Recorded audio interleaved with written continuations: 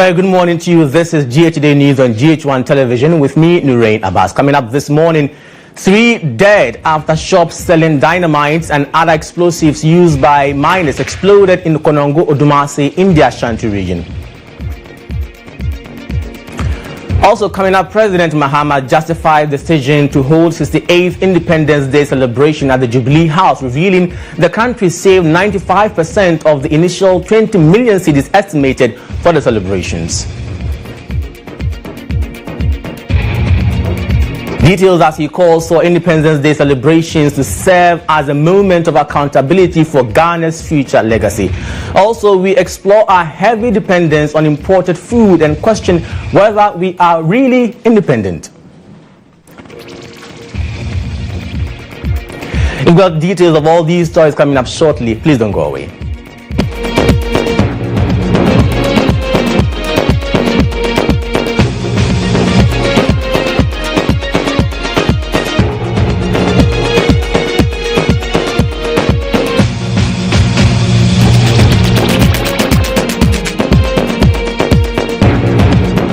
To our first story this morning, 3 persons have died after Wednesday's devastating explosion in Konongo Odumase in the Ashanti region. Reports so far indicate that the explosion occurred in shops dealing in dynamites and other explosives, mostly used by local miners, leading to a blast that killed 1 instantly and injured scores. Meanwhile, some firefighters who went to contain the fire also suffered some injuries. Some victims reportedly had parts of their bodies dismembered. The explosion occurred just a few meters away from a fuel station, raising further safety concerns in the area. However, 24 hours later, 2 persons suffering injuries from the blast have also died. Here's the Ashanti Regional Minister speaking on the matter.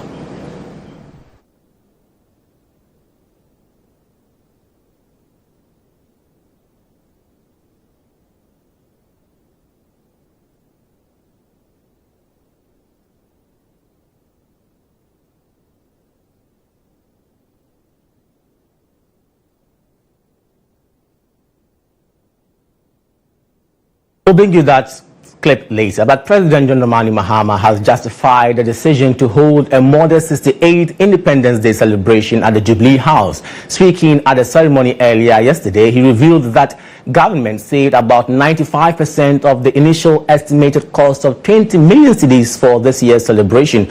According to President Mahama, the state spent 15 million cedis on last year's celebration in Koforidua and 13.7 million on the previous year's celebration in the Volta regional capital. Here's President Mahama explaining further why the decision is a prudent one.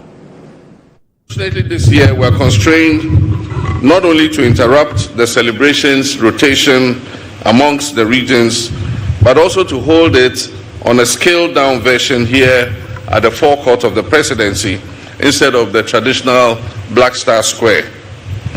This is necessary considering the economic crisis our nation is currently experiencing.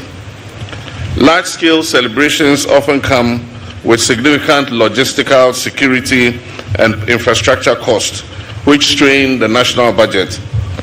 By reducing the scale of the event, we wish to demonstrate a commitment to fiscal responsibility and the efficient use of our limited resources. Fiscal prudence has become imperative for navigating the severe economic crisis that has recently confronted our country. The state spent 15 million Ghana cedis on last year's celebration in Koforidua and spent 13.7 million cedis on the previous year's celebration in Ho in the Volta region. This year, we received estimates of at least 20 million Ghana cedis for holding the event at the Independence Square on the same scale as the previous years. In a year when we are calling on all to sacrifice, including workers who have graciously accepted a base pay adjustment far below the rate of inflation, it is unconscionable to spend that kind of money on a few hours of celebration.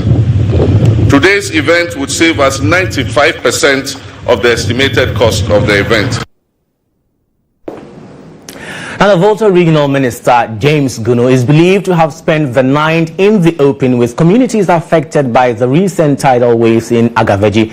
In a post he made on Tuesday evening on Facebook, he stated that he will be spending the night with the good people of Agaveji, Salakope, Amuchinu, adding that it is important that he does that. This comes in the wake of the recent tidal waves that has affected residents in that community.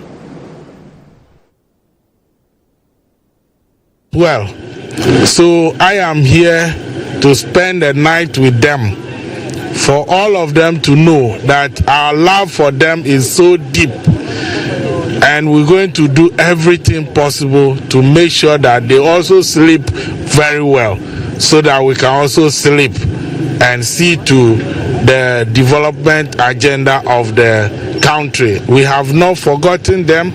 We have just taken over power. And if the MPP government had continued the project, the sea defense project, wouldn't have gotten to where we are today. So they don't even have any moral right to comment on this as if though we have abandoned the people. No. I've been in this community. Today is the third time since the tidal wave incident started.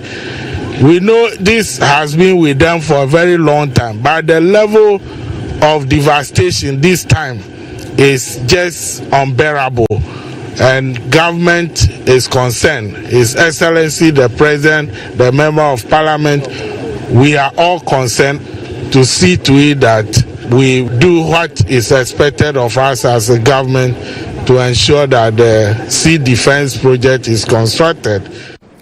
President John Dramani Mahama has criticized the contradiction of advocating for self-reliance while continuously seeking aid from donor agencies, arguing that such an approach undermines the true essence of independence.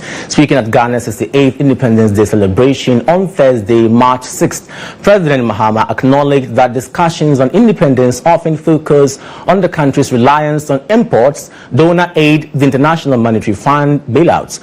While recognizing these challenges as real, he cautioned against reducing them to mere cliches, emphasizing the need for practical solutions to achieve genuine economic self-sufficiency.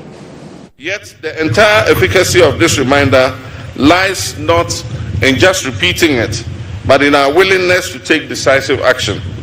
Actions that will break the chain of dependency, not just the empty rhetoric of an Africa that is beyond aid. Proclaiming self-reliance while marching straight back to the donors, into the hands of the donor agencies, begging bowl in hand, is really meaningless.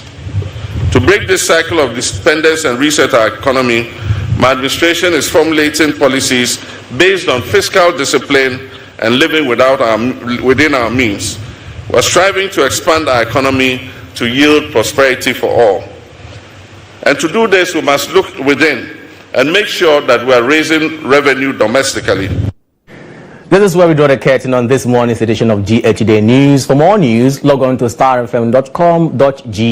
I am El-Nurein. Abass, many thanks to you for tuning in. Next, we have Sewa. I'm here with GH Today. Please stay tuned in.